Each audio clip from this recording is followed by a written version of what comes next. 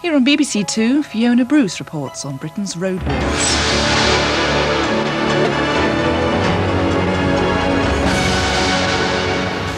A war of attrition is now being waged on the government's £16 billion road building programme. I think we're going to stop this road. I think that the government is going to see that the opposition is so enormous. As the ranks of Middle England rise up to join forces with New Age protesters, Public Eye reports on the now sophisticated battle being fought in Britain's road wars.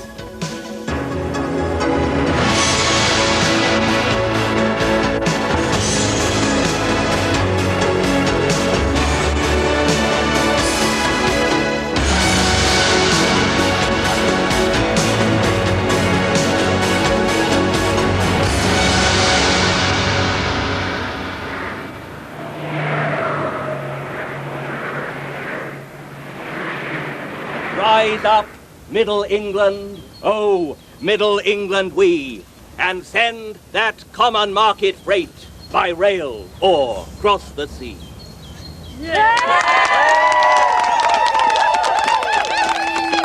The unofficial poet laureate of protesters in Bath issues a rallying cry against construction of a new road. Here and all over the country, unusual alliances have been forged in a common cause. It's been called the well-heeled uniting with the well-intentioned. The burghers of Middle England rising up with environmental activists and New Age travellers to protest against the government's road-building plans. Support BUM! Bath under motorways. A theatre company gets a laugh at the expense of the roads lobby. If we had motorways, travellers could travel further, that's what we say.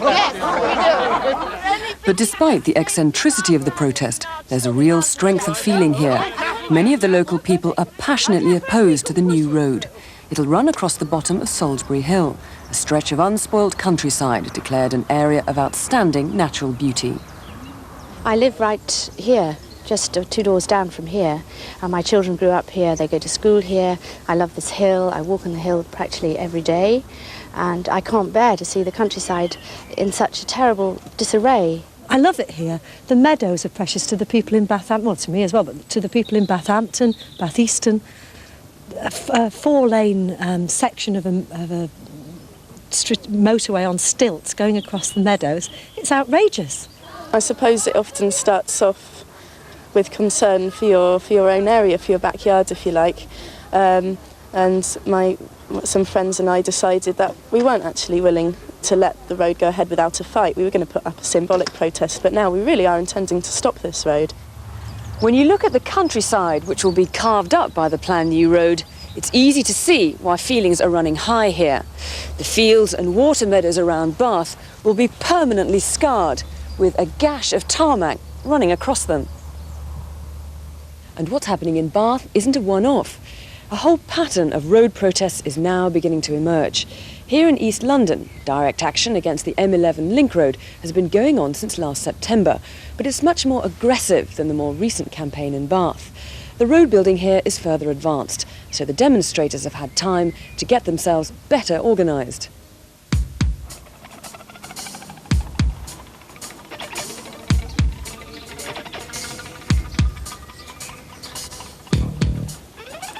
It's 4:30 in the morning.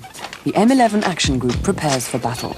At the campsite, they've been tipped off that work is about to begin nearby, cutting down trees that are standing in the path of the new road. If you're going up those trees, be careful because they sway a lot when you get higher up in the crown.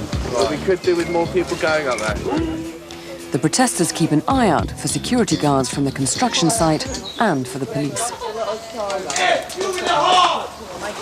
You're on private property, could you please leave? Well, I can remove myself, but Right, will you please do? Will you please leave? You're on private property.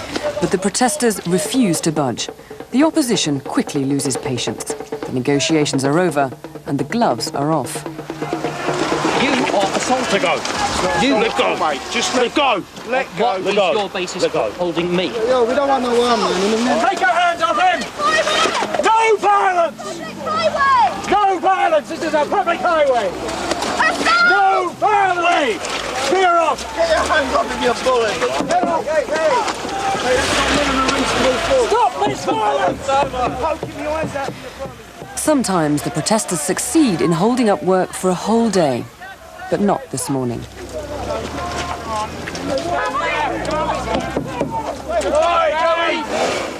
By 8:30 a.m, the trees the protesters fought to save are cut down. Kill a tree? Don't you think that's a little bit pathetic?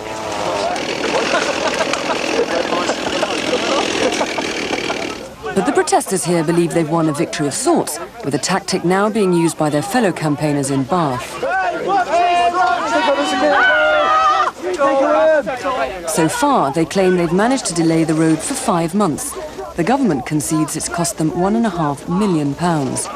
Many of the protesters believe, although it's too late to stop the road, such clashes send a clear signal to the government. They've already been forced into a several-month delay on this stretch of the road because of all sorts of other delays. The longer we can hold them up, the more they have to backslide, the more the knock-on effects on other contracts, the more it sends this message time and time again getting through to central government that it is really going to cost them to carry on building this road because it is that unpopular. It's not just trees the protesters are fighting to save, but houses too. There are just a few residents left here now who've chosen to defy the bulldozers. Dolly was born in her house and has lived there all of her 93 years. The campaigners have her full support. Well, of course they must protest, dear. If you feel that a thing is wrong, what else can you do? It's a question of in this road. You haven't seen them at their best, but they're nice, comfortable little houses. They were built in about before 1890. The cavalry coming to Dolly's rescue is a new breed of campaigner. So far, 9 people have needed hospital treatment. But what may appear to be just a loose, ad hoc alliance of like-minded people is in fact an organised and structured crusade. Even these houses are an integral part of the M11 group strategy. They're due to be demolished to make way for the road, but the protesters are well prepared for when the big day comes.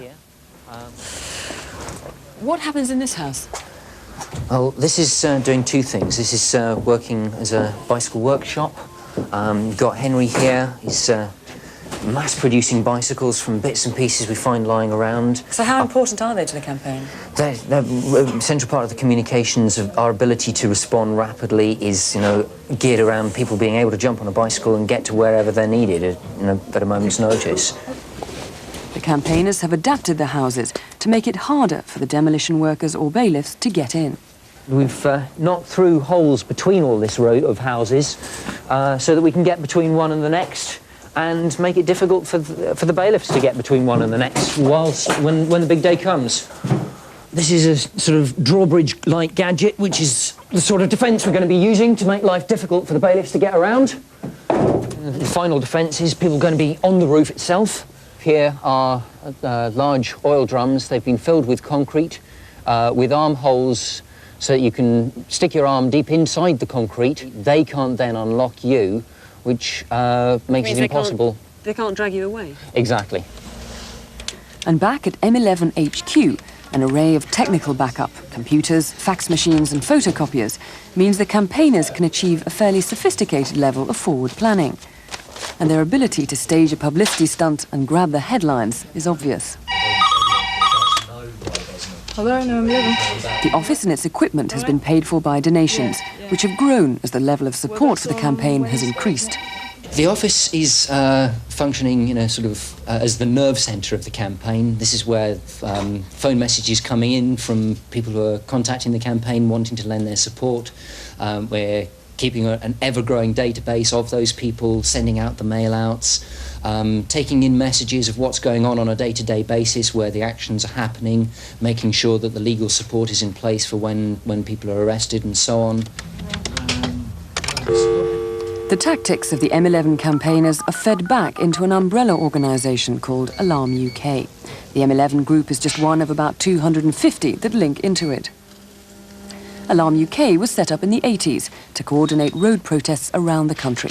Only now are its effects really beginning to be felt. Headed by John Stewart, it helps its members in all aspects of successful campaigning. We give people advice on everything from how to write a press release at the very simplest level, to how to conduct a public meeting, to what is an environmental impact assessment study. We're also able to put groups in touch with experts on various subjects. But additionally, we will go out to groups who ask us to assist them in their campaigning and, crucially, I think, to put them in touch with one another. Solsbury Hill, a designated area of outstanding natural beauty just outside Bath. Former site of an Iron Age fort, it's now become the focus of a more contemporary battle, one of the most important in Alarm UK's anti-roads campaign. Work on a new road started here 3 months ago. Running 2.5 miles from Bathford to Swainswick, it's for a bypass which will ease congestion through the village of Bath Easton.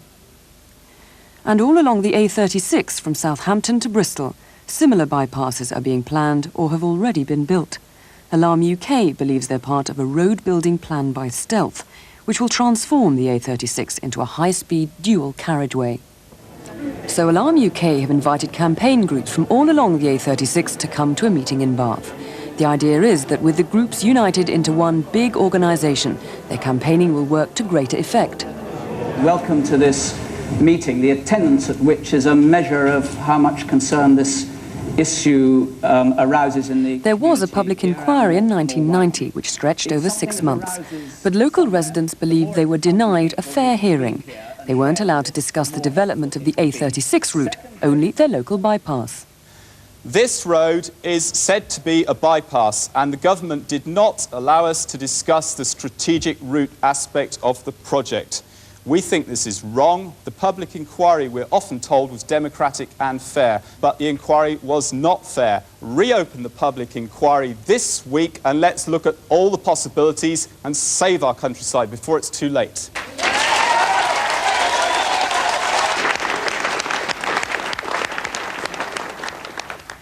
Ever since the great planning battles of the 70s, there have been rows about the fairness of public inquiries. But what has changed in Bath is the injection of middle-class support into the anti-roads lobby. It's a shift that could be politically significant for the government. Many traditionally Tory voters appear to have become disillusioned with the democratic process and instead are taking part in direct action.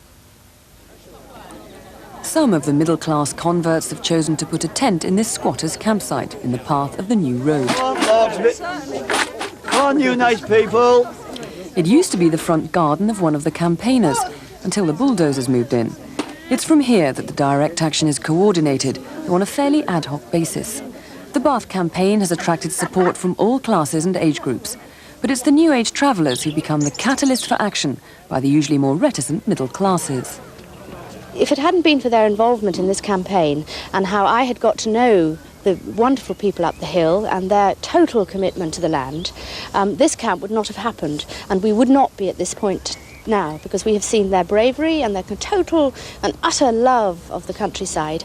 And that has inspired me personally to actually try and do something about it. This is a local issue, but this is also a global issue.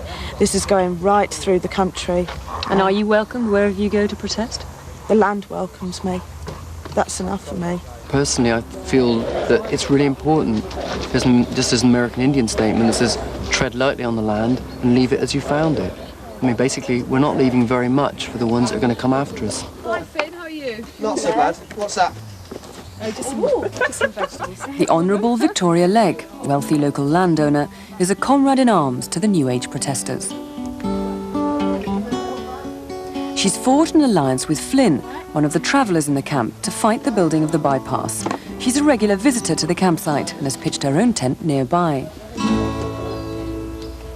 We've got to unite. The only way we can do it is respect each other. We've got to get on. So they've split us with telling us we're all stereotypes, we're all different people. We're all one people. We've got to come together. And rule. And it shouldn't be like that at all. So you are a woman of direct action, are you now, Victoria? I fear I might be, yes. What sort of direct action? Well, coming out here, going on protest marches, sleeping. I've pitched my tent in a camp just across the field where I'm staying, and for the weekend. And really anything I can do to get the voice across that we need to control this mania for road building. Victoria Legg doesn't take kindly to the suggestion that her zeal for the cause is just a way of indulging in a bit of NIMBYism. Well, I really feel very strongly about the countryside, and I think that when areas are listed, areas of outstanding natural beauty, they should be respected as such. But the government at the moment seems to list them on the one hand and throw tarmac at them with the other. And so I'm very angry about that, and that's why I'm here. Even one of Victoria Leggs's relatives is lending her support to the campaign, albeit from a safe distance. Somebody's got to stop it. And you know, at the moment, they're so busy in Parliament, it's very difficult to get anything done by the Prime Minister and the Parliament. And you see, we must not spoil our country. I've always thought Bath was so romantic, so exciting. I've written heaps of books for the background of it. And of course, it is the most beautiful countryside. But the countryside doesn't look very beautiful in Bath Eastern because of the thousands of cars that pass through it daily. The new bypass is being built so that traffic will go around the village instead of through it. Most of the residents were very grateful for the outcome of the public inquiry and can't wait for the new road. We want the bypass. We've been wanting this bypass for years. Now, these people who come up from Twyford to say we don't want it, they just don't know what they're talking about. Very much for it. Having seen an accident, which is what started our campaign in the first place, where an old lady got crushed to death on the road just up here, I'd never seen anything quite so shocking. So I wrote a letter to the paper. It was a long letter saying how long is this going to go on for. I think the evidence is self-explanatory as to why we need a bypass. We've got 38,000 cars a day passing through our village, which is shaking it to pieces, and the pollution and everything that goes with it, and also including the safety factor. Behind this local row lies a much bigger debate about roads and transport policy in Britain. In this country, as in virtually every other one in Western Europe, you see something like 90% of passenger and goods traffic travelling by road. We've got to face up to the fact that as our economy grows, and we all want to see the economy grow, because that will create the resources that enable us to have better education, better social services, and whatever, we are going to see inevitably a greater demand for transport, most of which is going to have to be catered for on the road system. We're not saying never, ever should a new road be built, because that clearly is not in touch with reality. But we are saying, and we've done a document, Transport 21, which outlines this, that we are calling for a considerable shift of resources from road building to investment in other forms of transport. We believe that makes sense socially, it makes sense environmentally, and ultimately it makes sense economically. It's this broader policy that has the backing of one of the more aristocratic supporters of the Bath campaign, the Marchioness of Worcester. She, perhaps more than any other, symbolises how the anti-roads lobby has penetrated to the very heart of the establishment, and she intends to exploit her privileged position to the full to get her message across. It's all right. How are you? She intends to lobby the government over what she sees as their policy of roads at any cost. I've been working financially, bringing some food, bringing support, trying to get celebrities involved, trying to get environmentalists to meet with members of government. I hope John McGregor is coming to dinner with me to meet with people who are concerned and can give an alternative to his road policies. And when it comes to standing up to the bulldozers, the Marchioness pitches in too. Do you never come and walk in the countryside? She tries gentle persuasion to bring the security guards round to her point of view, but it falls on deaf ears. Perhaps in deference to her blue blood, the Marchioness is spared the rough handling meted out to the other protesters. Such demonstrations may generate much-needed publicity and cause costly inconvenience, but in reality, this is the protest of last resort.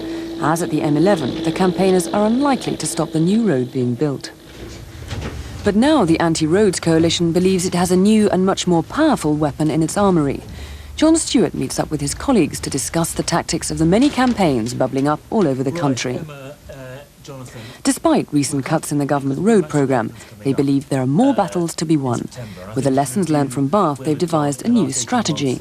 And I think there's some pretty clear battlegrounds coming up in the next couple of years. We've got the M25, we've got the orbital around Birmingham, the first major toll road, we've got the road around Manchester, which takes out 400 homes, we've got Newbury down here. They advise their groups to start protesting before direct action becomes necessary. I think the big lesson is that until the 1990s, objectors put their faith in public inquiries. But the fact is, local people have very little chance of winning a public inquiry. This is what happened at Bath, where there's now people need to take direct action. What we're saying to our groups is that the best way to win is to start campaigning early. Long before public inquiry, long before public consultation. As soon as you hear of road schemes coming down your way, start campaigning. Nick Davies is secretary of the A27 Action Group, fighting to stop a new road being built near Lewes by the south coast. He's following Alarm UK's advice and hopes to stop the road before a public inquiry ever gets off the ground. Where is the road going to run here? The hills there are officially an area of outstanding natural beauty. The Department of Transport want to build a flyover 35 foot high and 90 metres wide across the base of those hills, down along the valley, along the line of the existing road, a whole new dual carriageway, bringing more noise, more fumes, all the other side effects of the road into all of the villages along the valley, which is why one by one the villages are coming to realise that they don't need it and they don't want it either. The group was set up last year and its membership has grown to 600. It's fighting a highly political campaign, lobbying the great and the good. One of the difficulties we've got is how does a group like this actually get through to the roads minister who's sitting up there protected by layers of bureaucracy. So if you can get a small group of us in to see him, it's immeasurable advantage. Well, his reply to my letter... Lords Ree and Skidelsky are two of the group's most influential patrons and lobbyists. Then I'm privileged, because I've got a seat in the House of Lords, to have access to the minister. And I've written Robert Key a letter and suggested that we meet, myself and hopefully Lord Skidelsky and one or two local people who have expert knowledge of the situation. I think always you come to things because of a personal involvement of some kind or another. There are too many issues in the world for full-time attention to all of them, and what tends to happen is that something happens near you or concerning you, which then gets you thinking about wider things. That's always the way it happens, and that's not a bad thing. Behind the scenes, huge resources are devoted to dismantling the government's case for the road. There are 8 groups responsible for different elements of the research. The paperwork involved is enormous. Since October, Julian Saurin has been spending most of his spare time on it.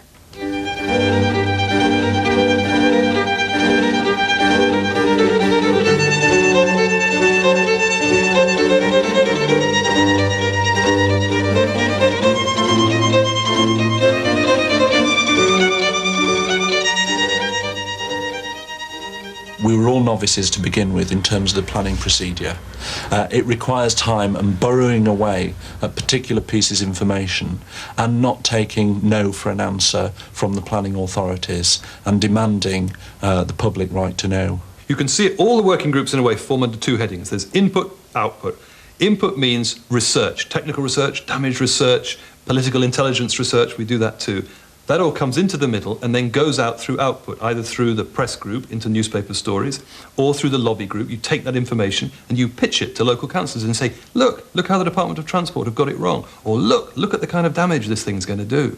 And so you're using your research to a political end. You're undermining the position of the road lobby by using that information.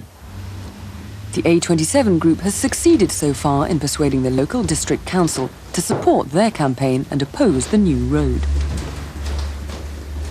Now the A27 Action Group has been able to do some work and has put forward arguments against the road in principle, it's much easier for us to say we've suspended support for the road and can no longer go along with the Department of Transport in that form.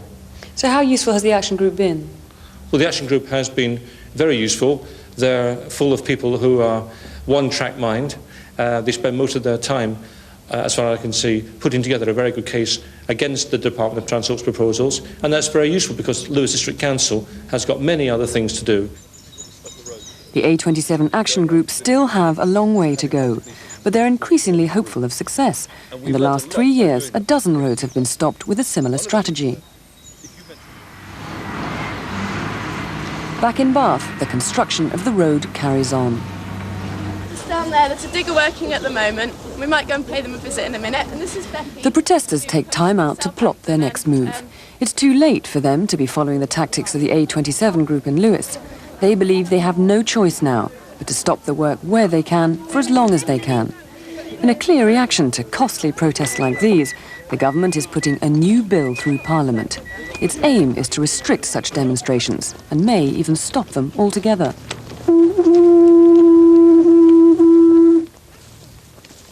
The proposed criminal justice bill will bring an end to what's been called the honourable tradition of civil disobedience. For the first time, demonstrations and direct action will become criminal offences, punishable by imprisonment. Even those merely suspected of having the intention to take part in direct action could end up behind bars.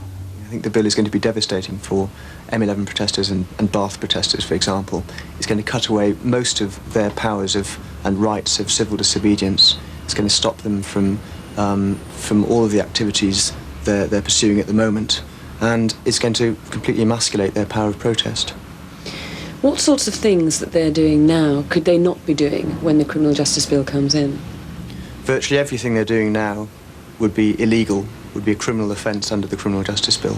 Things like sitting on bulldozers, sitting on roofs of houses about to be demolished, even standing around putting off workers from doing their work would be criminalised by the bill. But most of the protesters in Bath are determined to continue, even if the bill becomes law. They're adamant the need to stop the road must come first. How do you think the criminal justice bill will affect you? Do you think it will put you off? No, it wouldn't put me off. You'd be prepared to go to jail for protesting?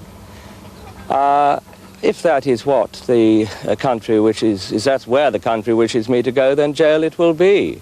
It won't stop me personally, but I think it will stop other people.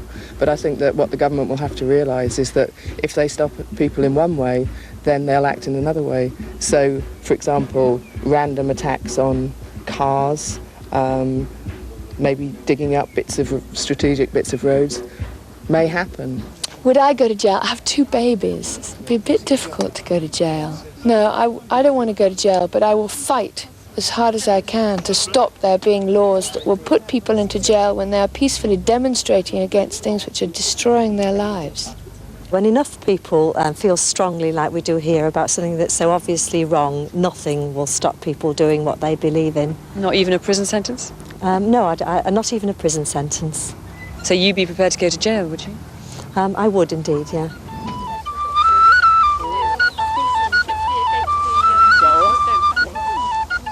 Whether the newly radicalised middle classes will be true to their word remains to be seen. For its part, the government is still committed to the roads programme as fundamental to the nation's economic health. With the stakes now being raised in Britain's road wars, the question is whether the government will remain willing to pay the political price of that commitment.